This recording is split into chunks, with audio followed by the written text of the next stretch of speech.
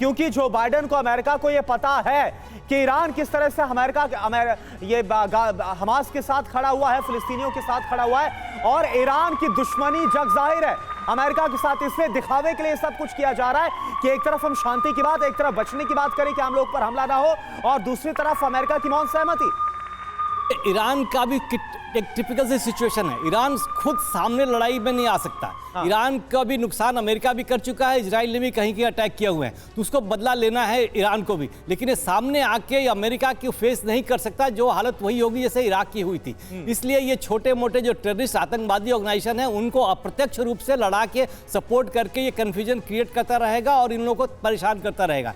तो ये हमास को सपोर्ट करता रहेगा, लेकिन किस लेवल से करेगा ये देखना है, अभी कितना करेगा। तो ईरान की इस तरीके से इंटरफेरेंस, ये जो लड़ाई सामरिक जो डिस्कशन एक्चुअली जो हुआ था, इसमें एक बात और भी हो सकती है कि ईरान को जो चाइना का जो सपोर्ट है, चाइना का सपोर्ट है उसको थोड़ा कम करे या इन्फ्लुएंस करे ईरान को, ताकि वो इतना सपोर्ट इतना आगे ना बढ़े, ताकि ये दूसरी वॉर की तरफ बोल ले। यानी अप्रत्यक्ष तौर पर कैसे इस युद्ध को कम किया जा सकता है। हो सकता है कि इस पर कुछ बात हुई हो, क्योंकि चीन ईरान के साथ खड़ा है और चीन ईरान का समर्थन करना बंद करे, तब हो सकता है कि जो युद्ध है उसमें हमास भी कुछ शांत होता हुआ नजर आए, या फिर वो बात करता हुआ नजर आए, वो सरेंडर करता हुआ नजर आए। एक और बड़ी खबर आपको होता है, बाइडेन से बातचीत में जिनपिंग का बड़ा बयान सामने आया। चीन की तकनीक को दबाना चीन के विकास को दबाने जैसा है।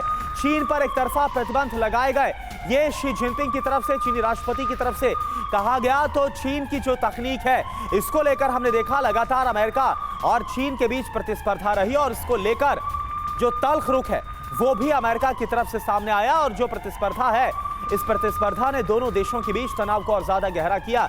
लेकिन अब इसी को लेकर शी जिनपिंग तरफ से बयान सामने आया कि जो चीन की तकनीक है, जो वहां पर तकनीक का विकास है, इसको दबाना चीन के विकास को दबाने जैसा है। ब्रिगेडियर शरदेंदु सर, यह बहुत बड़ी बात कही गई, क्योंकि हमने देखा जो शुरुआत ही हुई अमेरिका और चीन के बीच तनाव की, वो इससे हुई क्योंकि दोनों देशों के बीच जो ट्रेड को लेकर, बिजनेस को लेकर प्रतिस्पर्धा थी, यहां से तल्खी बढ़ना शुरू हुई, और इसके बाद धीरे धीरे जो एक दूसरे पर आरोप लगाए गए, और अब शी जिनपिंग की तरफ से यह तक कह दिया गया कि अगर उसकी तकनीक को दबाया जाता है तो ये उसके विकास को दबाने जैसा है। देखिए, दोनों देशों में एक चीज कॉमन है, दोनों दोहरे मापदंड रखते हैं। अमेरिका की भी कई सारी ऐसी पॉलिसीज हैं, इकोनॉमिक पॉलिसी जिसके दोहरे मापदंड हैं। वही हाल चाइना का है। चाइना जब बोलता है कि उसकी तकनीक को दबाया जा रहा है, तो वो उसका एक ही मुद्दा है, उनके यहाँ लेबर इंटेंसिव यूनिट हैं, लेबर का जो मिनिमम वेज है उसको फॉलो नहीं किया जाता, जिससे वो कॉस्ट कटिंग करते हैं, मास प्रोडक्शन करते हैं, मैन्युफैक्चरिंग हब बना रखा है, स्पेशलाइजेशन है हर एक आइटम का।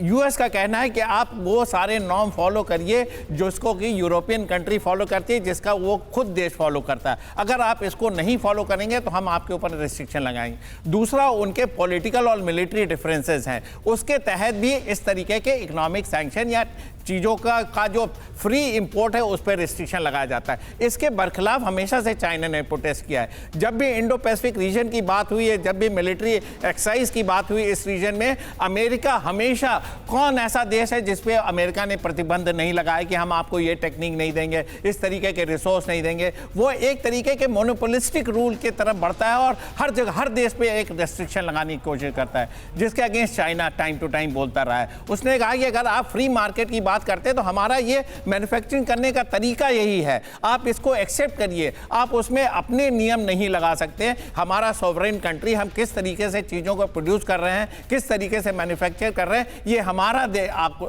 रुख है।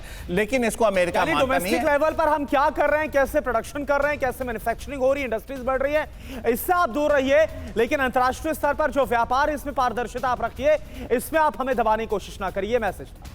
हाँ जी, और साथ में एक देखिए एनवायरनमेंट का भी इशू है। पूरे विश्व में एनवायरनमेंट के कंसर्न है, और जो आप लेटेस्ट टेक्नोलॉजी का इस्तेमाल करेंगे तो आपका कॉस्ट ऑफ प्रोडक्शन इनिशियली बढ़ता है, जिसको कि चाइना पूरी तरीके से इंप्लीमेंट करने के लिए राजी नहीं है। लिहाजा इन सब बातों में मतभेद हैं, जिसमें कॉपरेशन की बहुत ज़्यादा उम्मीद है। एनवायरनमेंट का भी एक इशू आपस में लोगों ने बात किया हुआ है, और जो वर्ल्ड, पहले तो अमेरिका ही नहीं, देखिए वर्ल्ड एनवायरनमेंट के जो फोरम था उस पर अटेंड नहीं किया था। जब सरकार बदली जो बाइडेन आए तो उनका कुछ रुख नरम हुआ। तो इस तरीके की चीजों में कॉपरेशन बन सकता है। मेरा मानना है कि दोनों इकोनॉमी साथ साथ चल सकती हैं, दो डिफरेंट सिस्टम को फॉलो करते हुए रिस्ट्रिक्शन को हटाएं, सामानों का आदान प्रदान फ्री ट्रेड की तरफ बढ़े और जिससे कि एक free smooth supply chain maintain किया जा सके। जो चाइना का स्ट्रेंथ है मास प्रोडक्शन मैन्युफैक्चरिंग हब, उस पर कैपिटलाइज करे। जिस तरीके से कंपनी का टेक्निकल नो हाउ अमेरिका के पास है उसको वो प्रोलिफरेट करे, पूरे वर्ल्ड में फैलाए, तो एक अच्छी समग्र इकोनॉमी बन सकती है। कई सारे देखिए पहले अंकटाड के जैसे ऑर्गेनाइजेशन हुआ करते थे जो बहुत इफेक्टिव एक समय हुआ करते थे, पूरा वर्ल्ड उससे गवर्न होता था, लेकिन अब ऐसी संस्थाएं उतने इंप्लीमेंट ठीक है सर, देखना होगा शरदेंदु सर की जब ये सब एक दूसरे को मैसेज कन्वे किया गया, खासतौर पर ट्रेड को लेकर, बिजनेस को लेकर, आपसी रिश्तों को लेकर, तो इसका क्या असर पड़ेगा।